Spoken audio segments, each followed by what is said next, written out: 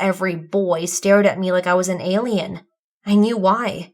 While I was 6 hours in school, I was the only girl in the whole building.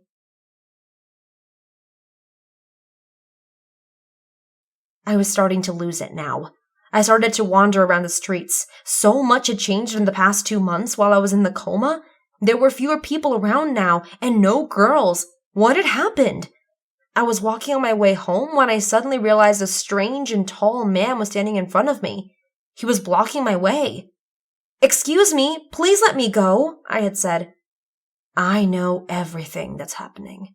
I know why you're so confused. Meet me in the abandoned train station at 8, and you'll find all the answers you want," he said with a very faint voice. With that, he zipped his jacket up and disappeared in the distance. Of course, any American teenager shouldn't believe a strange guy like this. But my case was obviously different. There was something seriously wrong with this town, and I had to know. Where were all the girls?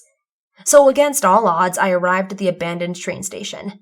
The creepy guy was waiting at the entrance. He gestured and I followed him into darkness. Inside, I saw the most unexpected thing in my life. There were around hundreds of girls clustered inside the station. They all seemed tired and sleepy and wore heavy bags on their shoulders. With nothing but shock and fear, I had asked what was going on in this town.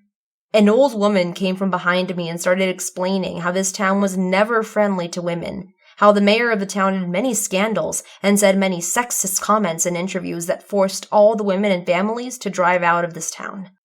She explained in the past 2 months, everything was in chaos, and I was the only girl in this town. The ones in the station were the only ones left, and they were to leave by tonight. This was their protest. And then the most life-changing thing happened. After she showed me the videos of what the drunk mayor had said and how he had treated his wife, she offered me to leave with her to the next town. The old woman, Martha, was the mayor's wife. She was making sure we were all out of the town.